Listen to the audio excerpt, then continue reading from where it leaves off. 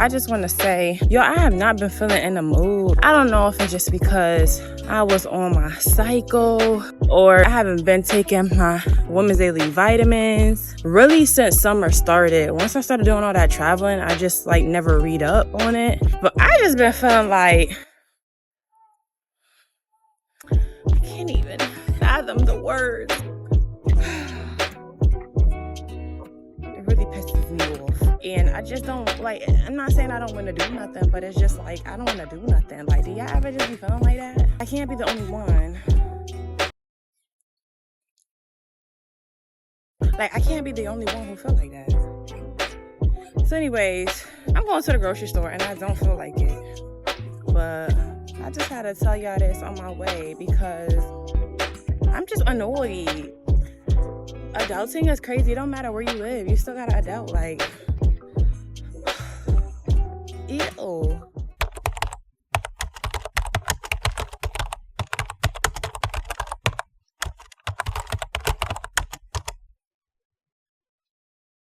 Joy really does come in the morning. It comes with the morning. And as you know, I've already said that I just haven't just been feeling like it. I really thought in the beginning when I first got settled into my new place and I started winding down, that I just was feeling that way because I had such a active and busy summer. But I've come to realization this week that something else is brewing. Like, I don't really know what it is. And I think that I'm really just navigating, trying to figure that out. Like I said, I don't know if it's to do with my cycle or what. But listen, just women in general, we are not the same. Every week, we go through like 4 different phases. And it's like repeated every week. It's like, I don't even really know which one is really us, like the real us.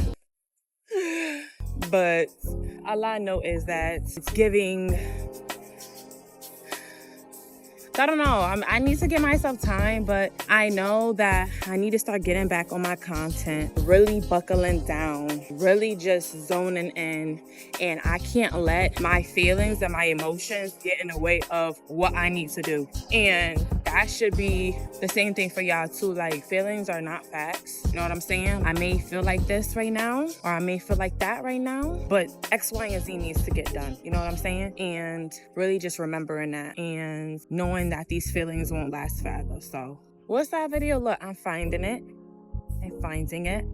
Where I came from in Andalusia, it was beautiful. I loved everything about it. And I feel like I adjusted very fast because I am the type of person who can adapt to any environment, right? But I feel like with this, it's just so different, you know? And I think that it's really been taking a toll on me, how different it is. And I'm not saying that it's all bad. I'm not saying it's really bad at all. I'm just saying that when you're used to a certain something and then like you see the differences, it's like you start to compare and you start to miss those things. So then now I find myself comparing, you know what I mean? And it's like, I don't need to be doing that. It should be no comparison. You know what I'm saying? Like, these are their own regions and they have their own culture going on here and just different things. And so honestly, it's beautiful here, but I'm just like really navigating that. I'm trying to really adjust. I am mentally not adjusted yet. And I don't know also too if me going home plays a role in that as well, because it was just such a breath of fresh air for me because I've missed my family so much. And living in another country is not always so easy. You have to be a certain type of person to be able to even be able to do this, let alone continue to do it, you know? And it ain't nothing like being around your folks. You know what I'm saying? That real love, that genuine love, and being able to catch up with the times that you miss in person.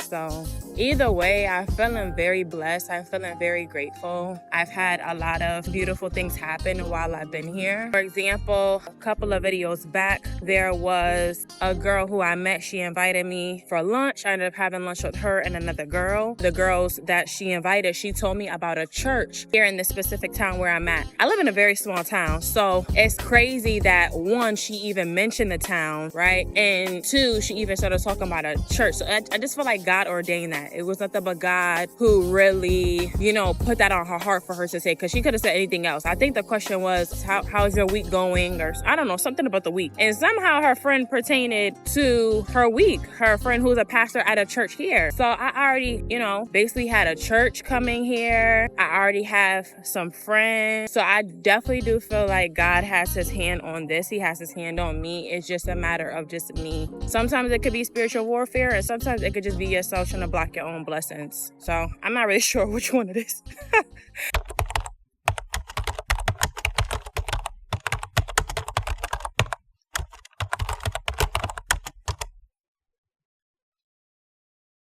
But how are you gonna grow if you don't? You gotta get out your comfort zone.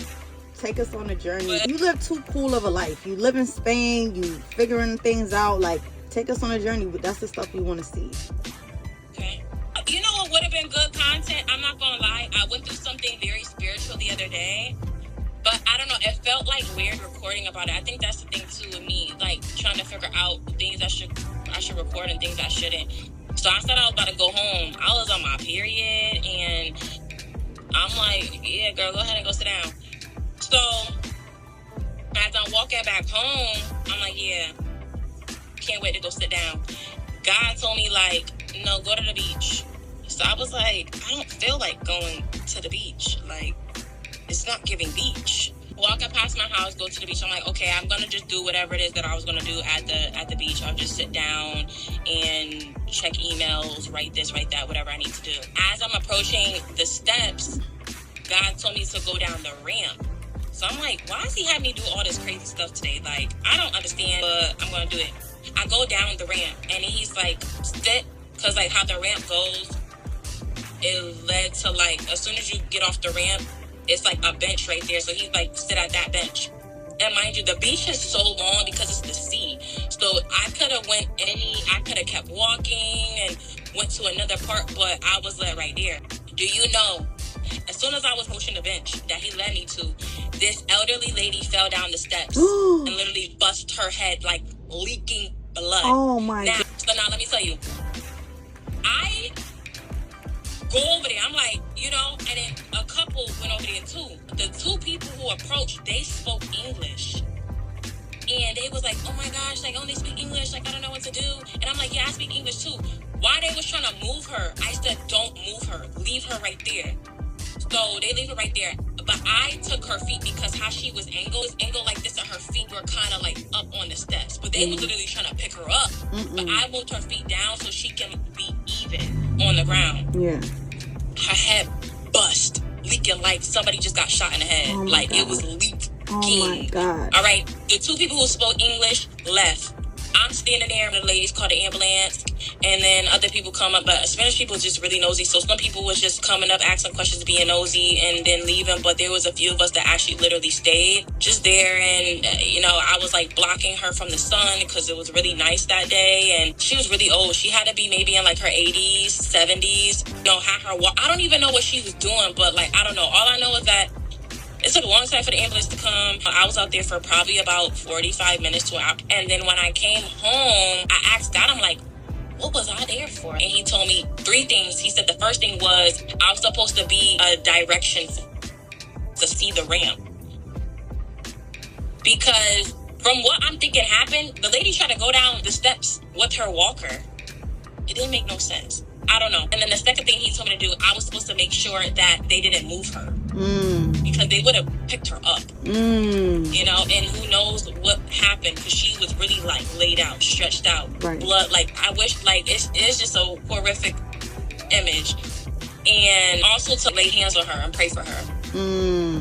I know that I've been used. I know that God has used me as a vessel for other people, but I've never, outside of just me feeling like the Holy Spirit telling me what to say to somebody, words that they need me to hear or something like that, but never like, be here, do this type of thing, and not really knowing why, and then seeing it after. Wow. And it's just knowing that if I wasn't obedient, and it's so interesting because the night before that, I was reading Deuteronomy, I read maybe like the first 2 or 3 chapters, and it was talking about obedience, about how that's when like they was walking and they didn't get their 40 years because they was disobedient. Yep. And then how the Lord told them that a certain land was like theirs, but they wanted to send some people out first to go see if it was good, type of thing. And then basically like Jesus killed them all off. Like he waited till like they got old, like they was never gonna make it. Like it was like, yeah, like it was done for you. 40 years. It was only supposed to take them less than, not even a year. For sure. Yeah. But yeah, that's what be happening. And it's so crazy because I read that the night before, and it was just like obedience. You know what? Being obedient. That reminds me of what we were just talking about. You're like, yeah, you know, it takes a long time to grow YouTube. You don't know that. You don't know what God could do. Maybe it won't take you a long time. Maybe it won't. If you're doing what he's telling you to do. He want me to do. You know what I'm saying? So